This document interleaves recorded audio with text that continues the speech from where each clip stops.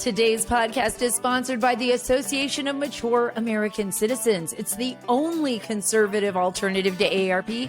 Go to amac.us/Carter. Today, there are some moments in life where you feel like so blessed. You have certain friends, people that you know. One of them is Bill Gertz. I met him when I first started working at the Washington Times many, many, many moons ago. He is an editor, a columnist. He's a reporter, still at the Washington Times. He's written numerous books: Deceiving the Sky, Inside Communist China's Drive for Global Supremacy, War and Peace in the Information Age, and the China Threat, How the People's Republic Targets America. This is a good friend of mine. He's coming on the show. I want you all to follow him on Twitter. If you want to be educated on China, if you want to understand what is happening to our world right now, what is happening to our nation, I suggest you follow Bill Gertz on Twitter at Bill Gertz. Also, he has a podcast. He'll talk about it on the show. It's a new podcast to educate all of us on communism and Marxism. It's called Victory Over Communism. You can find it at Apple, Spotify, or wherever you get your podcast. That's with Bill Gertz. Also, follow me, subscribe, get all the links at SaraACarter.com. That's my website, SaraACarter.com. You'll get all my social media there, as well as my email list, which I want you to sign up for so that you do not get shadow banned. We are still in a big online warfare against conservatism. We need to keep in touch. We as conservatives and as, I guess, great patriots of our nation need to be able to stay in touch with one another. And that's what you're going to need to do. You're going to need to sign up for my email list so that I can stay in touch with you. Again, at SaraACarter.com. Folks, before I get to Bill Gertz, I want you to imagine a scenario in 2024 that is similar to what happened in 2020. There are many questions about irregularities in the votes, right? Even debates and recounts of votes in key states, except this time, Vice President Harris interprets her role in the process as one where she has the right to determine which electoral votes count. And why? Why is everyone thinking this? Because the Electoral Count Act isn't specific enough. That's why. This is why the Electoral Count Act needs to be reformed to clearly define the role of the vice president and ensure that the role is clear. The Presidential Election Project is raising awareness about this issue. I urge you to visit www.presidentialelectionproject.com and learn more about why the Reform Electoral Count Act is so important. Go to www.presidentialelectionproject.com and sign up to get updates so that by 2024, there's no question that Vice President Harris won't have the power to overturn those results. Before I get to Bill Gertz, we're going to talk a little bit about China. And it's important to remember how our current president described the CCP on his campaign trail. I want you to listen to this real quick. China is going to eat our lunch? Come on, man. They can't even figure out how to deal with the fact that they have this great division between the China Sea and the mountains in the west. They can't figure out how they're going to deal with the corruption that exists within the system. I mean, they're not bad folks, but guess what? They're not competition for us. You can never be so wrong, President Biden. Never be so wrong. Come on, man. Not bad, folks. I want you to pay attention to everything that Bill Gertz is going to tell you today on this show, because our nation's existence depends on that. That's how serious this is. Our nation's existence as it is today, it's a republic.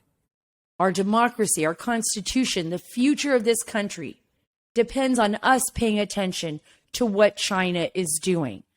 And I think the administration, especially President Biden back then when he was candidate Biden, was completely wrong. And I think they know it, but I think they do not care.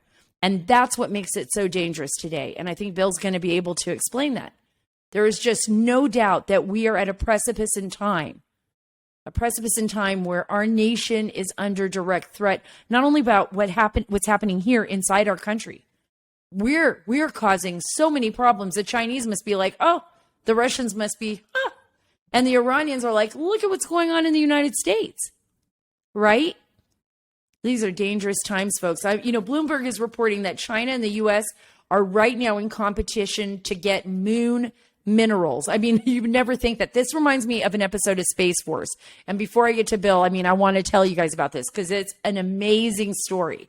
It's in Bloomberg. The clashes we have here on Earth echo in the cosmos, they're saying. So the problems we're having here between China are now happening on the moon.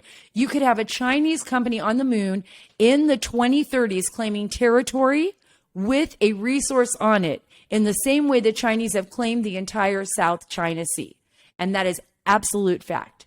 That is an absolute fact. I've talked to intelligence sources as well who have talked about how the United States, especially in the intelligence community, has been focused on this in space, China in space. And here's another great quote. Unlike Earth, and this is from Bloomberg, the moon may contain large amounts of helium-3, an isotope potentially useful as an alternative to uranium for nuclear power plants because it's not radioactive. Think about that. Chinese state media in 2019 said the moon is sometimes referred to as the Persian Gulf of the solar system, with experts believing 5,000 tons of coal could be replaced by about 3 tablespoons of helium-3. Bet you don't hear that anywhere else, only here on the Sara Carter Show, or maybe in Bloomberg, if you read it there. So that's a really important thing to do. And remember, look at what China's doing across the globe and look at what they're doing in space. And tell me if we're not under direct threat after you listen to Bill Gertz on this show. I mean, China already has a space station. They're partnering with Russia to counter the U.S. and American leaders. And the reason why President Trump created Space Force, the reason why Space Force was created was to counteract these threats. Even in space, guys, we have to pay attention to what is going on here. Before I get to Bill, here's a personal story of mine about why you should get My Pillow. And one of them is the slippers. And guys, this could end soon. You've got to get the slippers. I have bought the slippers for me, for my husband, for my kids, for everybody in my family. They are the greatest gift. And right now, you can save $90. Did you hear me? $90. Regular price is $139.98, but this is a blowout price right now. $49.98. I'm buying some for my aunt and for my uncle. They are with the promo code, though. Only you can get it with promo code Carter for $49.98 instead of the regular price, $139.98. It took 2 years to develop it with their exclusive 4-tier cushioning system. I'm telling you, you're going to love this. It has My Pillow patented fill. It's comfort memory foam to help prevent fatigue. It's a patented impact gel for your feet, so they feel great. And by the way, you can wear them indoors and outdoors. There's a 60-day money-back guarantee and a 1-year, listen to this, 1-year limited warranty. I want you to go to mypillow.com/Carter or call 1-800-685-7221 for the My Slippers at only $49.95. While you're there, take advantage of the deep discounts on all My Pillow products, including the BOGO extravaganza on My Pillow bed sheets, My Pillows, and so much more. Visit mypillow.com/Carter or call 1-800-685-7221 today for the most comfortable slippers you'll ever own and get Mike's book free at mypillow.com/Carter or call 1-800-685-7221. So without any further delay, I have not only, I think, one of the world's experts on China on the show and national security experts. I don't want to just say that Bill Gertz is centric to just China, although that's his expertise, but he knows everything national security. He is respected by people in the Pentagon, in the Department of Defense. These are the people that actually count, not the people that he writes about and exposes there, but he is an editor, a columnist, a reporter for the Washington Times. That's where we first met. He's also the author, like I said at the top of the show, of several books on China. And he has a new podcast now that I tell you, everyone, you need to listen to this. It's Victory Over Communism. It's Bill Gertz's podcast. Bill, I'm so happy to have you on the show.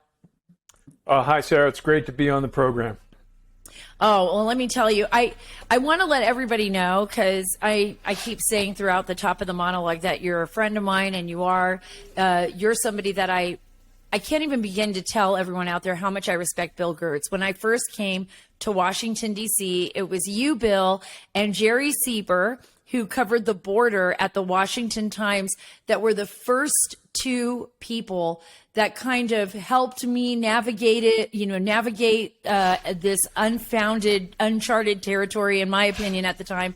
I mean, it was a really scary time for me as a young journalist, but it was you. I think I had my very first lunch with you, and you kind of gave me the lowdown on Washington, D.C., told me, what to expect, what to do, how to be a good journalist. And you and I actually used to go and brief officers that would come in from other countries all around the world with the DIA, with the Defense Intelligence Agency. Remember that?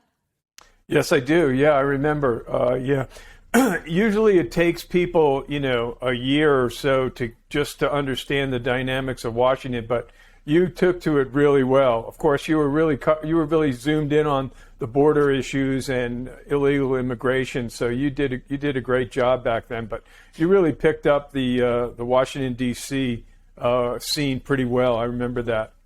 I remember that too, that if it wasn't for you and Jerry, I don't know what I would have done. I was just like, every day I would walk in, maybe you didn't see me sweat, but I would come in the morning early at the Washington Times. And sometimes I would get there so early. I remember the editors would walk in and say, "What are you doing here this early?" And I'm like, "I'm ready to go to work." I was so excited to be there as a young journalist, and I was so excited to do it. And now so much has happened since then. And that's what I want to talk to you about, Bill, because you have really been at the center of so much that has happened within the Pentagon through all the administrations. I mean, from Bush, from even before that, to Obama, through the 8 years of Obama, and, obviously through President Trump and now Biden.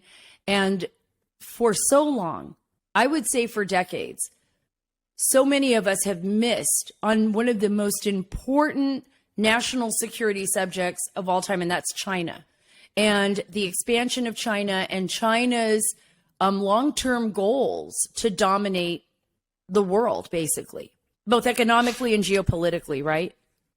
Yes. Yeah, I remember, back in 2000, I wrote a book called The China Threat, which was a play on what Beijing calls the China threat theory. In other words, they used to measure opposition to communist China's efforts to advance its policies and economy and stuff, and they'd weigh how many they could do to do this. And of course, the book didn't get a lot of attention, but fast forward 20 years, and I wrote "Deceiving the Sky," which was like everything that I reported back in 2000 had happened. They were on the march. They are moving to become the global dictator of the world, to spread communism. But the most important thing about that is that in order to do that, they have to defeat and diminish the United States. And that's kind of what the existential threat that we're facing right now. And we're seeing that across the board. One of the things that I've been fascinated by is China's, expansion in Central America and South America, right in our own hemisphere, right? Their relationship with Cuba, for example, is another, and Venezuela and other countries is another important aspect of that. But when I was in Guatemala, Bill, and I was talking to the president there, I remember he was talking about how China just basically came into Guatemala like they did in Honduras and other places, and just offered up, like, we will build your superhighway. We will help you with infrastructure. We will bring workers into your country, and we will put people to work. How is this happening under our nose? And how is it not important for the United States? And I would assume not just even looking back at the Trump administration, but the Biden administration, to look at this and say, oh man, this is a real threat in our own backyard. And China's not doing this out of the goodness of their heart, are they? No, this is part of Chinese expansionism. Xi Jinping has said that China will become a global superpower by 2049, which is the 100th anniversary of the communist takeover of mainland China. And they're literally buying up countries, not just in South and Central America and Latin America, but in Africa and other places. And it's all part of a coordinated strategy. They're going after these weaker, less developed countries and hope to create an encircling strategy of then second world and ultimately first world countries. It's not a benign program. They have something called the Belt and Road Initiative, which is really a Trojan horse for expanding Chinese communism. And of course, they have a model. The model is Marxism, Leninism with Chinese characteristics. It's not democracy. It's not free markets. It's socialism, and it brings with it the tyranny that comes with Chinese communism. Under the Trump administration, for the first time in like 40 years, the United States woke up to that threat. And a few of those policies have carried over into the Biden administration, but seriously, they have a real problem. They're focused on diplomacy, and they don't understand that diplomacy won't work unless you have hard power, serious information power, non-kinetic power, as well as military power to back up that diplomacy. Do you feel, Bill, that we have just thrown the baby out with the bathwater in a sense? Because, look, I think of the fact that, and I understand exactly what you're saying, and you put it so well, that they're trying to surround these first world, what they see as first world countries, kind of squeeze us. But we haven't really paid much attention or done the job that we need to do, even with our neighbors to the south. I mean, am I wrong? No, you're absolutely correct. The problem goes back, again, I say 40 years or so, when China, again, they used deception. They hid their goals. It was under Deng Xiaoping, said, bide our time, build our capabilities. So they were able to deceive the world, and especially the United States. I can remember, and I was trying to sound the alarm way back in the early 2000s to say, look, this is not, trading with China, engaging, unfettered engagement with China is not going to produce the desired result, which was somehow a modified or a benign communist system. Instead, what they did was they hid their communist goals and developed their economy, and now they're no longer hiding their communist goals and objectives. And again, I can remember going into the Pentagon and getting an interview. I did a story on the Chinese military, and they gave me a background briefing. It was fairly vanilla, wasn't real interesting. But at the end of the briefing, a colonel came in and said, the general would like to see you. And the general was, a three-star general, was the head of the DIA. And we sat in a windowless conference room, and he said, Bill, China is not a threat. And I was shocked. I said, here's a country with nuclear weapons. It's a communist system that sees democracy as a mortal threat to its existence. And yet the head of the military intelligence system was telling me it wasn't a threat. Well, it wasn't too long after that, and I reported this in the Washington Times and in my books. It turned out that there was a Chinese spy inside the DIA who was in charge of all their military programs. So this kind of gives you a sense of how serious a problem China has been for decades. How do you think they view the United States? I mean, with all your expertise in China, with all your knowledge about the Chinese, and I'm sure many times as you visited, if you did, and I know you did a few times, were invited by the Chinese embassy for events there. I always told you, don't take your car. Your car is going to be bugged, Bill. They're just going to put it all over your car by the time you get back in. What do you think they think about us? What do you think they think about how they're going to defeat us? If you take yourself out of the American way of thinking and put yourself in the Chinese way of thinking, what do you think they can do?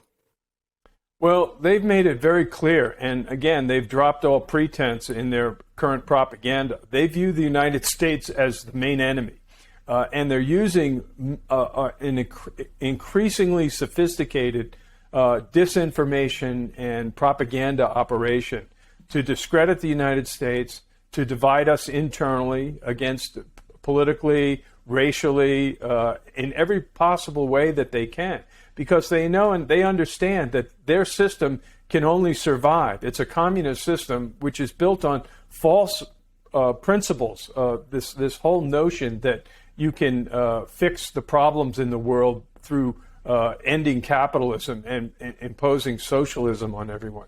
And that's really the guiding principle there. So they're working, and they understand that the free market system, I mean, you see it even in the movies. I reported in my Inside the Ring column recently that Sony Pictures basically told the Chinese to take a hike when China demanded that before the latest Spider-Man movie could be shown in China, they had to remove all images of the Statue of Liberty, which again goes back to the Tiananmen Square massacre in June of 1989 when they erected a Statue of Liberty-like statue there. And Sony Pictures took a huge hit. They could have lost several $100 million by not having the film shown, and they said, we're not going to change that. More recently, in the movie Top Gun Maverick, when the trailer first came out years ago, they showed Tom Cruise's flight jacket, and it had it supposedly was supposed to have the Taiwan flag and the Japanese flag, but they were replaced because they were hoping to show the movie in China. But in the final movie, which I just saw over the weekend, which was a great flick, they have the Taiwan flag and the Japanese flag in there. So even Hollywood is beginning to wake up to the threat from China. I think that's amazing. That's such a great point. I can't wait to see the movie myself. I haven't seen it yet, but I can't wait to see it with Marty. Everyone loves it. Everyone loves it. I think that in some cases, Hollywood is waking up to the threat of China. In other cases, I don't think we are. I mean, and I'm going to go to the southern border in a minute, but I want to talk about Chinese land purchases in the United States.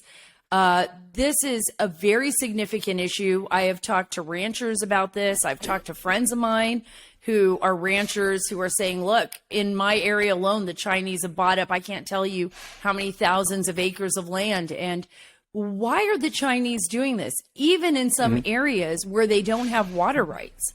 Are they just collecting land? What is going on here?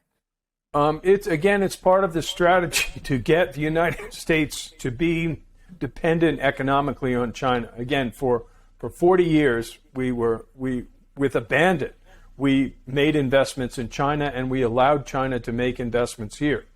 Again, beginning in the Trump administration, they tightened the rules on foreign investments, specifically Chinese investments. They were attempting to buy our telecommunications companies. In Texas, they were bought a wind farm near an Air Force base, and they were allowed to go ahead with that, which still poses a threat to that Air Force base. People misunderstand. They don't understand Chinese communist ideology. This is not a normal nation state like France or Britain or any other country. China is a revolutionary communist state which views the United States as its mortal enemy. And so everything that they do, whether it's economic or commercial, has a military or a strategic component to it. And so that's why they're buying up land. Again, the Committee on Foreign Investment in the United States was supposed to have been strengthened to try and take a look at these issues and whether they should be buying land or other places or businesses in the United States. Again, there's still a debate going on. There's a strong section of the government and the business community that wants to ignore China's genocide in Western China or the repression in Hong Kong and just do business with China. But the other hand, there are people who say this is an existential threat. We've got to take action now. Well, let's talk about that threat because, President Joe Biden has made statements about this, even before he became president, how his administration would handle China. We see how they're handling China now. You wrote an excellent piece in the Washington Times on China. It was titled, Blinken, the Biden administration policy on China does not seek end of the communist system. That was a complete reversal of what, and I'm going to play this clip for you. This is Joe Biden, his promise to defend Taiwan. And this was during his visit to the Pacific. Listen to this. Are you willing to get involved militarily to defend Taiwan if it comes to that? Yes. You are. That's the commitment we made. We support the one China policy. We support all that we've done in the past. But that does not mean that China has the ability, the jurisdiction to go in and use force to take over Taiwan. So we stand firmly with Japan and with other nations not to let that happen. And my expectation is it will not happen. It will not be attempted. And my expectation is a lot of it depends upon just how strongly the world makes clear that that kind of action is going to result in long-term disapprobation by the rest of the community. He was very slow, but but he was basically saying that he wasn't going to let it happen. And then we see Blinken, and Secretary Blinken walks back what that happens often in this administration, what the president had to say. What is your take from that? Very, very troubling. This is a number of misstatements by the president. It's not the first time he said that. It probably is true in one sense, but then it was undermined by the White House and the State Department walking back by saying, no, the policy towards Taiwan has not changed. And the reason for that is that we have this so-called strategic ambiguity policy towards Taiwan, meaning that it was never resolved when Jimmy Carter's administration de-recognized Taiwan and recognized mainland China as the official government. And the reason is it's very complex, but the reason that there are certain advantages to having some ambiguity in the policy. In other words, they were saying, we're not going to resolve this now, but we're going to resolve it sometime down the road. Now, the Chinese, under Xi Jinping, have declared that they want to take over this island as one of the top priorities of the communist regime in the mainland. Of course, the island split from the mainland back in the late 1940s when the nationalist Chinese, which claimed to be the sole government of China, moved to Taiwan and basically made their stand there. So you had the communists versus the nationalists, and that's kind of where it stood. In Taiwan today, you have divisions between the remnants of those nationalists who still claim that they are the sole legitimate government of all China, and the more what's called the Democratic Progressive Party, which is basically pro-independence, and they want to say, look, we're not China, we're an independent nation. And this has created huge tensions across the strait. China has stepped up provocative military actions. They just recently had some threatening military naval exercises. They've been running warplanes into Taiwan's air defense zone, prompting them to respond with, with fighter planes to intercept them. And the problem with the Biden administration is they're sending signals of weakness. They're not sending the signal of peace through strength. They're sending this idea that, whatever they do, it's not a problem. There are military generals and admirals who have said that they believe China is going to take over or make its move against Taiwan in the coming few years, as soon as 2027 or sooner. Both commanders of the U.S. Pacific Command have said that. So there's an urgent need to strengthen the defenses of Taiwan, but more importantly, send a message of deterrence to Beijing. And so far, the Biden administration hasn't been doing that. Yeah, and just so everybody knows, because Bill, you brought up another really great point, and something that just happened recently was China and Russia. They flew what I guess could be described as nuclear-capable bombers in joint military operations. It was a drill that happened just as President Biden was in the Pacific when he was in Japan. It just showed China building and strengthening its relationship with Russia.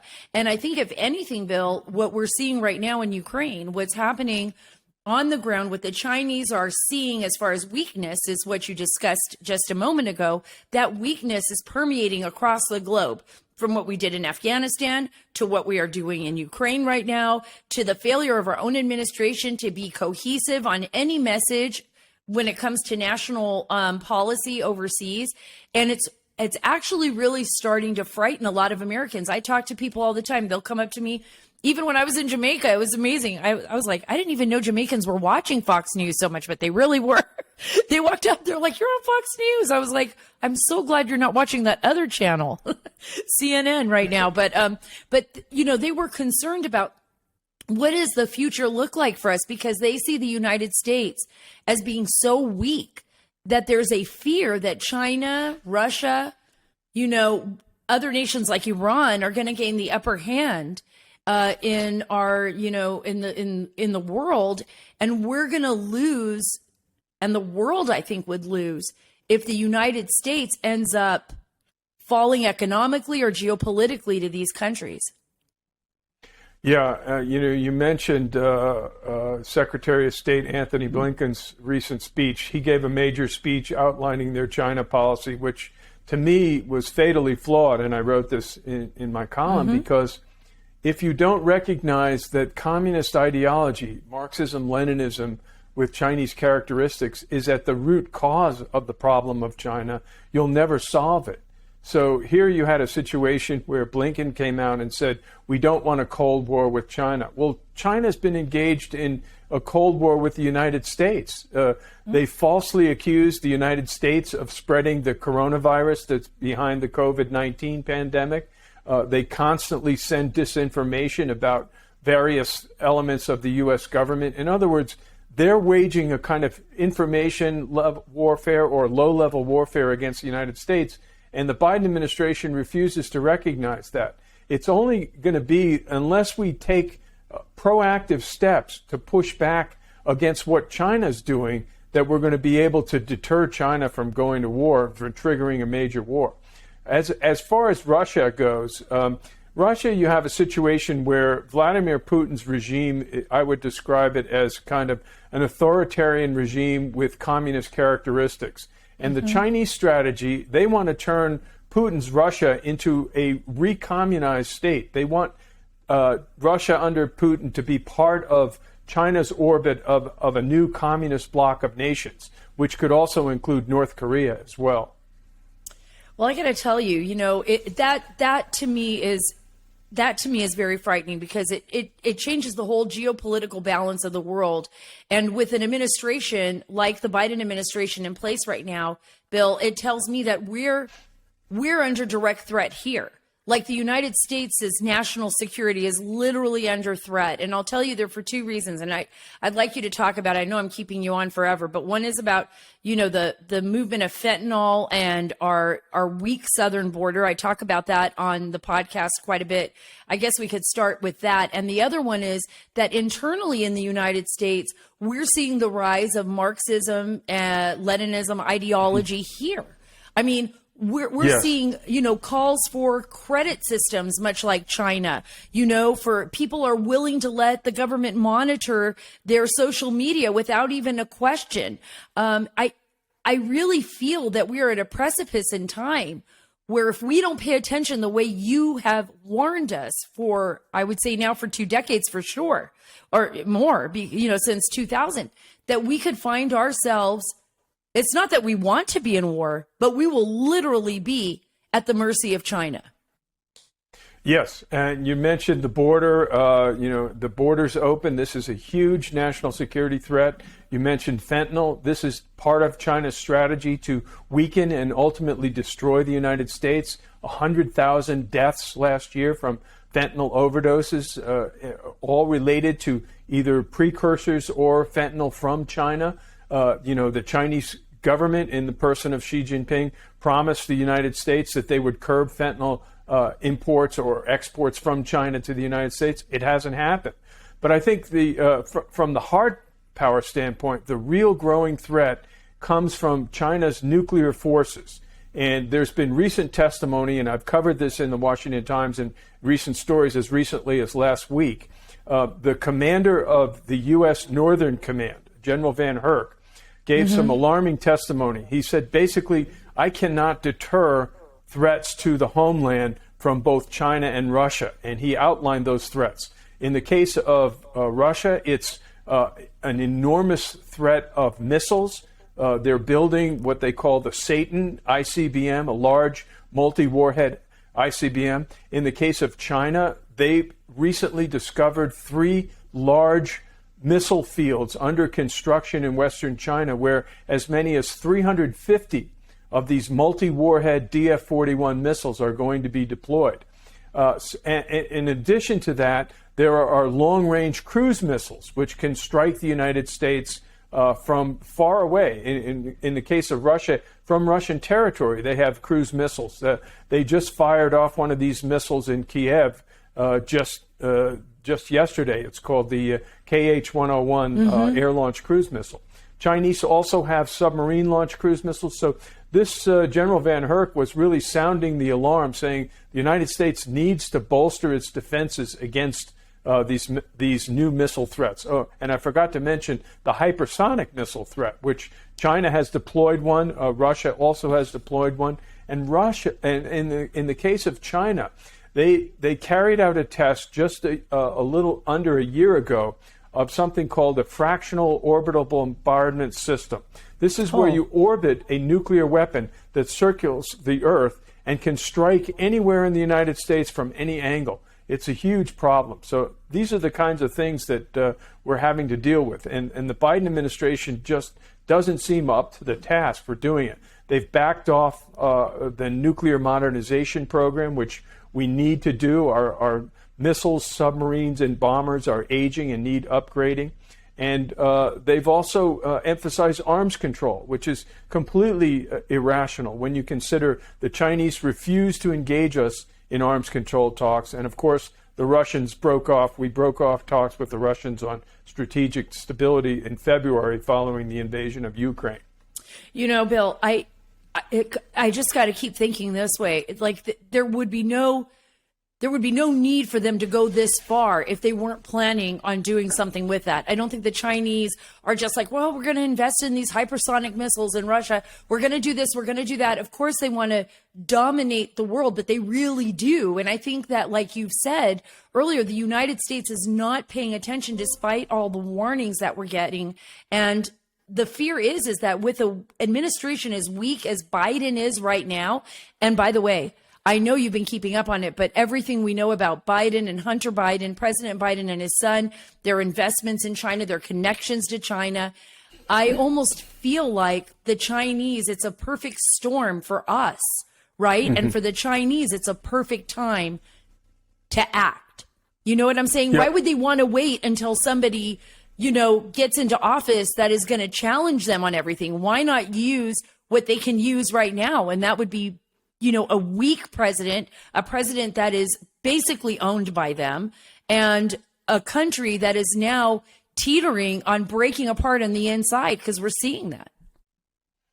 Yeah, this is clearly a problem. First of all, we don't have good intelligence on China. As I reported in my book, Deceiving the Sky, back in 2010, a combination of betrayals by CIA turncoats as well as communications failures resulted in the loss of all recruited agents in China. So the CIA is rebuilding its networks in China, trying to find out. The fact is, it's very unlikely that we have someone inside of Zhongnanhai, which is the leadership compound in Beijing. So we don't know their plans and strategies. And that in itself is dangerous. We again, because of poor counterintelligence in the U.S. intelligence community, we're basically blind and deaf when it comes to understanding what the Chinese are up to. But the Chinese have also made very, have also made very clear in their public statements and in their military writings that they're not going to wait too long, and they believe in surprise attacks. They believe that that having the capability to conduct a surprise attack. So these are very dangerous times that we're living in. There's no question about it. Before I let you go, I do want to get to some of the questions that I think almost all my listeners have asked me. They're issues that I've been covering at the border. I'm going to go back to the southern border for a little bit. And it deals with, you know, I call it an irregular warfare in the United States against us by using, that is, the Chinese send precursor chemicals into Mexico. The Mexican drug cartels use those precursor chemicals to create the fentanyl. Now, that fentanyl is shipped across the United States. It's not only the 107,000 overdose deaths that we're talking about from last year, but also, Bill, all the people that have been permanently wounded mentally from the use of these counterfeit pills. It's not just about heroin addicts anymore, but it's about people who maybe borrow a Percocet from a neighbor, and it happens to be a Percocet that's from the street that has over, you know, the allotted amount that will kill you. Or or harm you in such a way that you're hospitalized. It's about all the disabled out there, all the people that have been wounded by the drugs that are being just basically pummeled across our country. Do you believe, maybe this is a direct question, do you believe that China is conducting irregular warfare, Bill, against the United States by the movement of narcotics into our country through the drug cartels?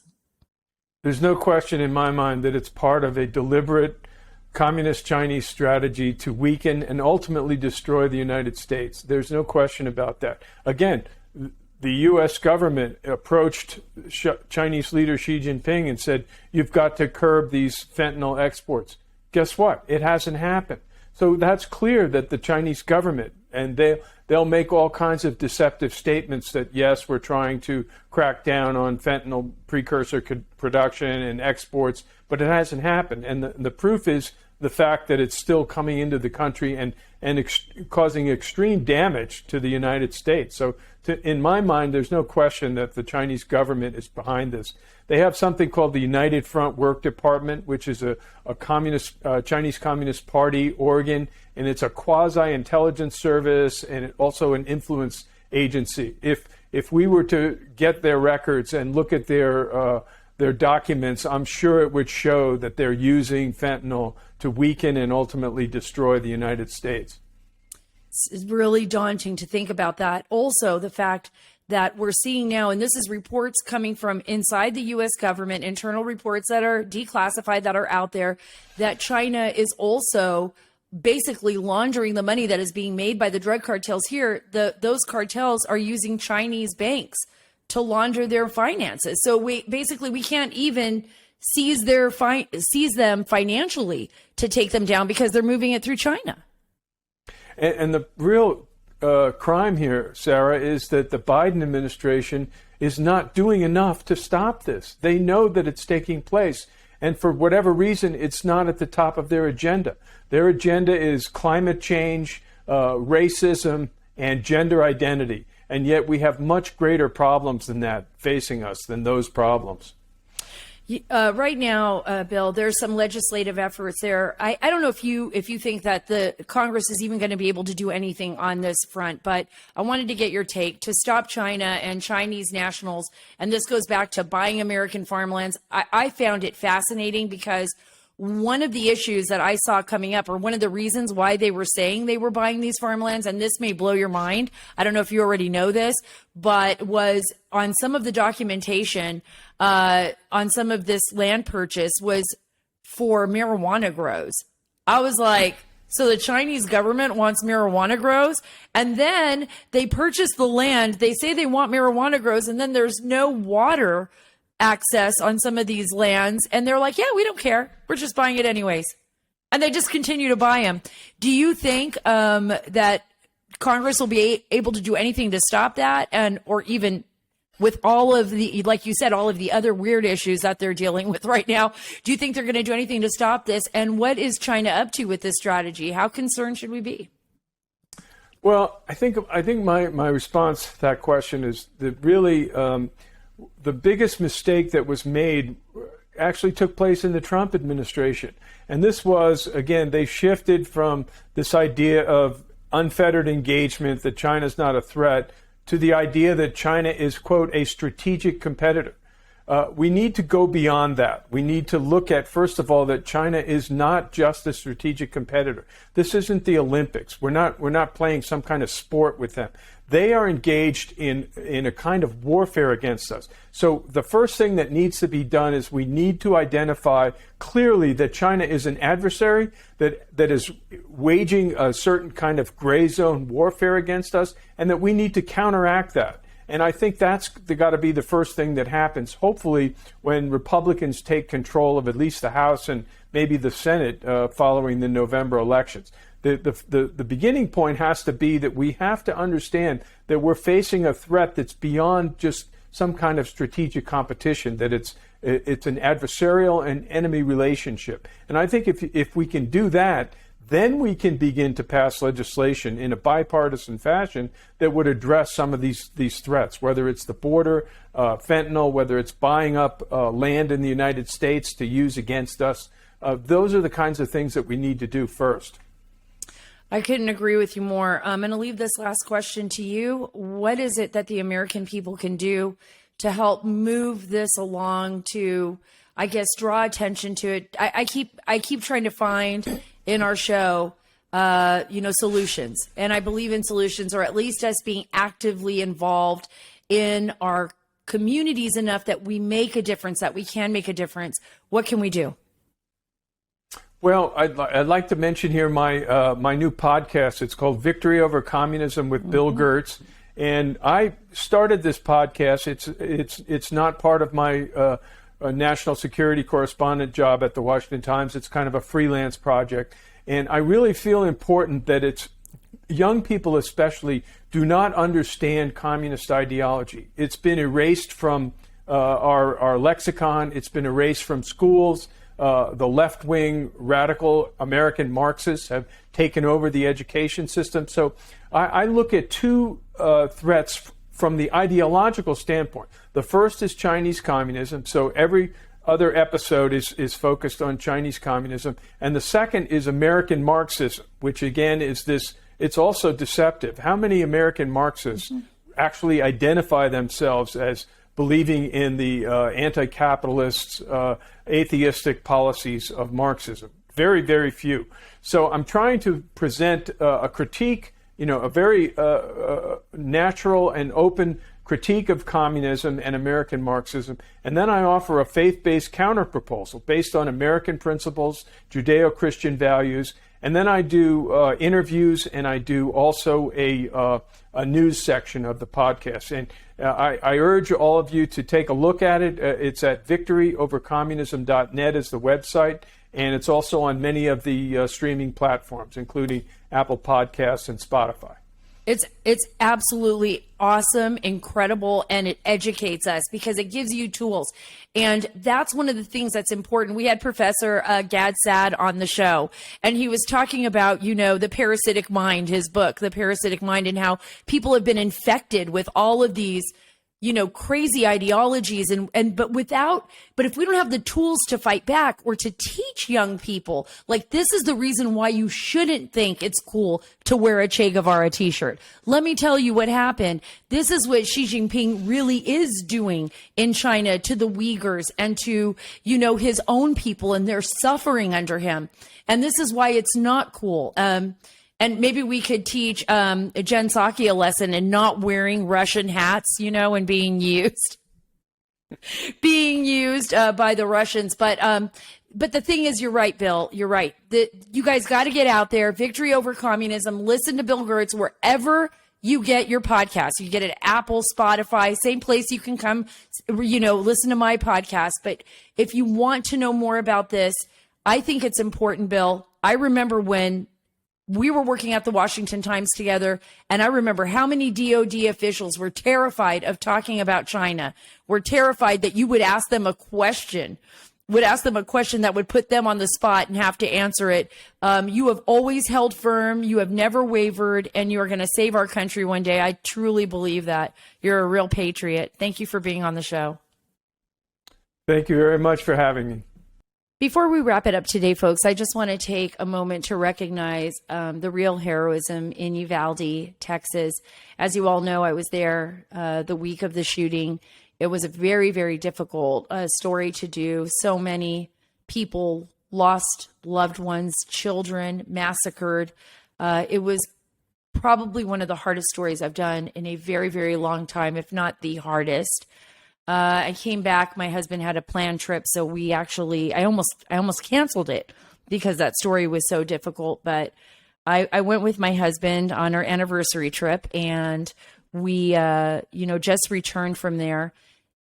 But I want to take a moment to notice and to thank, right, off-duty Border Patrol agent Jacob Alvarado. He was, without a doubt, what we all should be, a true hero, somebody who would go right into the storm to save lives, willing to sacrifice their own life to save others. Alvarado said he was just about to get his hair cut, and I'm sure you've all heard this story, when his wife, Tricia, she's a 4th grade teacher at the school, she texted him to say there was an active shooter on the campus. He was armed with his barber's shotgun because he didn't have his weapon with him. Alvarado ran toward the school on foot in search of his wife and his 8-year-old daughter, Jada. And this is what he said. He said, "I just announced who I was, and I made my way toward my wife's room," he said. "I just saw a whole bunch of kids running off campus, jumping through the windows, cops breaking the windows." Amid the chaos of this horrific tragedy, Alvarado said he managed to reach his wife via phone, and this is all coming from the New York Post. This is a New York Post article. Amid the chaos, Alvarado said he managed to reach his wife via phone and learned she'd narrowly escaped her classroom and fled to a nearby funeral home. The off-duty border agent had earlier told the New York Times that he immediately embraced his daughter when he managed to find her, but kept moving forward to bring more students to safety. "I did what I was trained to do," Alvarado said. He did what he was trained to do. Talk about true heroism, right? Talk about people that you hope that if you're ever in that situation, that there's someone like Jacob Alvarado by your side or by your child's side. He did what he was trained to do. That's it. That's what we all should be doing. You know, when it comes to children, their lives should always be first. They should always be able to count on adults to protect them. I know there's an ongoing investigation, but thank you, Jacob Alvarado. Thank you to the other Border Patrol agents and to those who rushed in despite being told not to go in. And God bless all those children and all the people that have lost their lives. The 2 teachers, Irma Garcia, and the 19 kids that lost their lives that day. I hope we keep them in our thoughts and our minds and our prayers. God bless you. God bless our great nation.